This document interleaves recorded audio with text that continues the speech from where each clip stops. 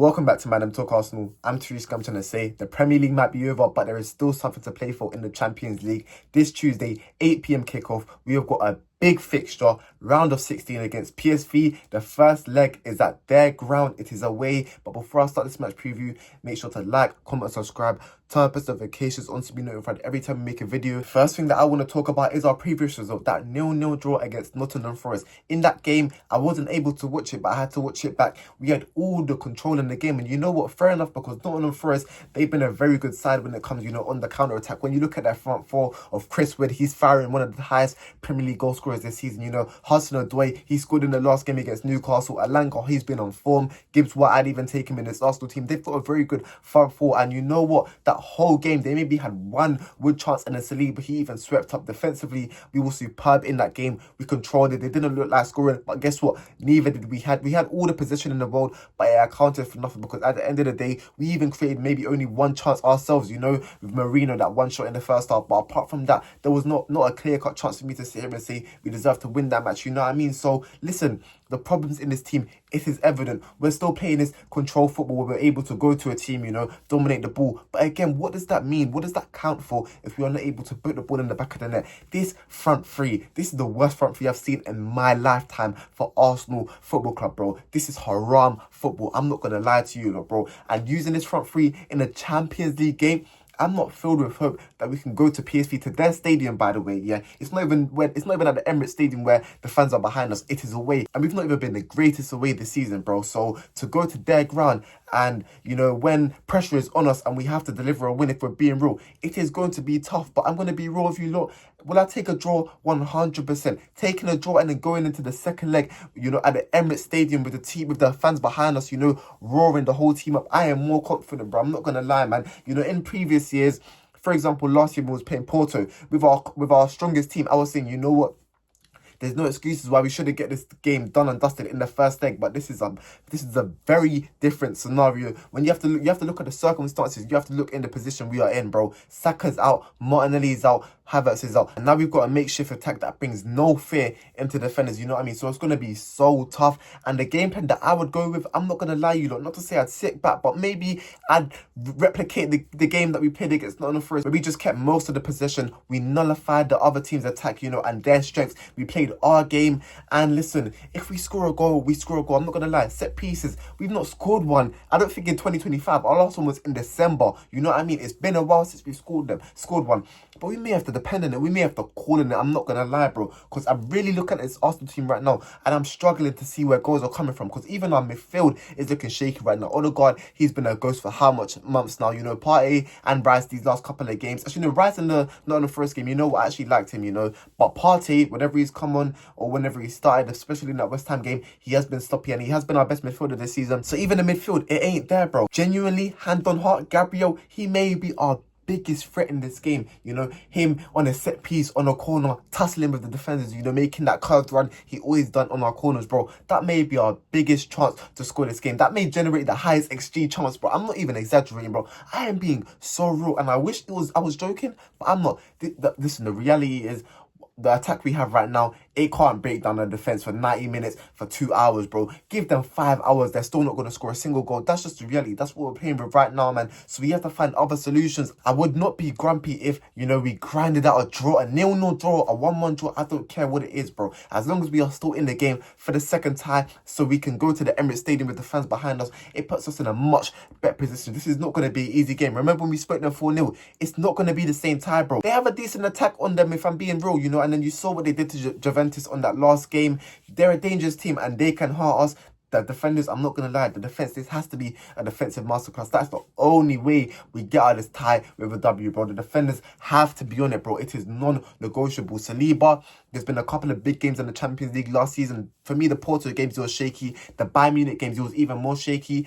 You need to deliver in the big games now. There's none of this. Gabriel, you know what? With him, I'm not even worried, bro. I trust him. Every single game, he's been so reliable this season, consistent, week in, week out. So it's Saliba, my eyes are on you. You're normally, not to say the pure merchant, but you get more attention from rival fans, yeah? The attention's on you now. You need to deliver in this pressure, bro, yeah? Our team is riding on a rock solid back line, that's going to keep us in this game. And then if we nick a goal, we can trust our defense to keep keep a clean sheet because we know goals ain't coming fluently to this team right now, you know what I mean? But with that, let me go into the starting 11. In goal, of course, I'm going to go with David Ray. And you know what? I'm actually going to switch up right back. Timber, he's been superb. I'm not dropping him because he's been rubbish. I just genuinely feel like he needs the rest. I know he ain't played in a week since we weren't playing in the FA Cup, but still, bro, he's been playing non-stop football since his ACL injury this whole season, from August all the way to February. Now we're going into March, you know what I mean? He needs a break, he needs a rest. And Ben White and Timber, they're just two very different players. And maybe, you know, Ben White with an attack that's struggling, him bombing down the line, you know, Ben White's more of an overlapping fullback. I would want this to be his first start since coming back from his surgery. So yeah, Ben White, you're going to start for me. The centre-back pairing, of course, is going to be Saliba and Gabriel. I've already talked about how integral they're going to be if we get a good result in this time, man. So yeah, you need to be on it. And the left back, you know what? For me, I'm actually going to bench Calafiori. I feel like, you know, picking up a yellow card is ridiculous, you know, with the amount of disciplinary issues we've had this season, bro. For you to do that so early in a Nottingham Forest game, you deserve to be subbed off at half-time, man. And I'm going to teach you a lesson. You need to be less rash. And I'm really debating starting Tierney, I'm not going to lie. Ben White would be more overlapping his winger, but you see Tierney, he's relentless when it comes to running up and down the left-hand side, and the balls he'd be putting in the box, you know, if we start Marino, that'd be a brilliant asset to have. And we saw it in the second half when he came on against Nottingham Forest, man. I was actually really impressed. And that's been every Tierney cameo this season. Every single time he's come on, he's impressed me and he's not looked out of place. But you look at it saying, Miles Lewis-Skelly, he's banned in the Premier League. He can't play in the Premier League right now, you know. So maybe this is So these are the only minutes he's going to get, you know, in these next couple of weeks. You know, the international break coming up, it's good that we keep him fresh. So you know what? I'm gonna stick with Miles Lewis-Skelly, man. But if it ain't working in the first half, Tierney would be one of my first substitutions. I feel like he's one of the only people on our bench that can come on and change the game and have an impact. So yeah, Miles Lewis-Skelly, I'm going to trust you. But like I said, if things go wrong, Tierney, you're right on the bench for me to come on. So yeah, that's my back four. Midfield three now. Listen, I would love to go way more positive, but again, I feel like this game's more important about discipline, you know. I feel like we may have to sit back in this game, you know, soak up the pressure, nullify all of PSV's attack and their strength. So I am going to go with Partey in the DM role and then Declan Rice in the left centre mid role, you know. I want them to almost play a double pivot. I don't want Declan Rice to be bobbing on doing this left eight role, man. It's not him, you know. If possible, I would like them to be in a double pivot. Let's change up the system, you know, and have Odegaard centrally instead of just sticking him out on the right-hand side. It's just clearly not working. He is a ghost. He's not affecting games from that position, you know. So maybe get him a bit more central, see if he can have more of an impact from there, man. Let's change up because what we are doing right now, it's not working. We're not getting points on the board, you know. We're drawing games, we're losing games. So you know what? We can't lose anything from switching up, man. It can't get any worse, can it? So yeah, I'm actually going to go with that midfield, but I'm kind of switching up the system. And then onto the front three. Right wing, I'm going to go with Ethan, man.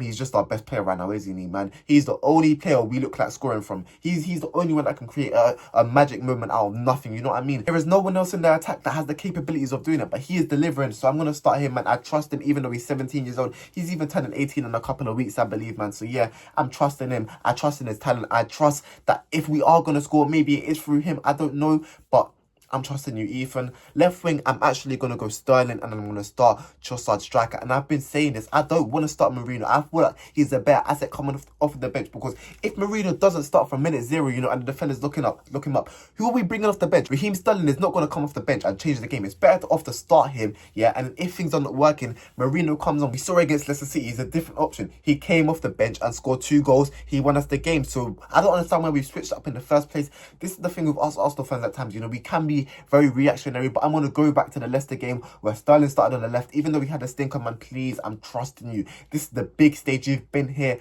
done that, bro. You have to deliver. And then Trossard, not to say he's the best up front, but again, I just want to keep Marino as an option off the bench. So yeah, that's why I'm starting Trossard at striker, and that's my front three. On to the score predictions now. You man can call me boring. I don't care. I'm genuinely going to go with a 0-0 draw. That is how I believe the game will end. I don't see us scoring. I think and I expect our defence to be on it, you know. So we look up their attack and they're not even able to score a goal. A 0-0 draw, that would be a very good result. We take that into the Emirates Stadium and we go and show PSV what we can do. This has been my match preview. I'm Therese. I'm trying to say make sure to like, comment, subscribe, turn on notifications on so you know every time we make a video, man. And I'm out. Peace.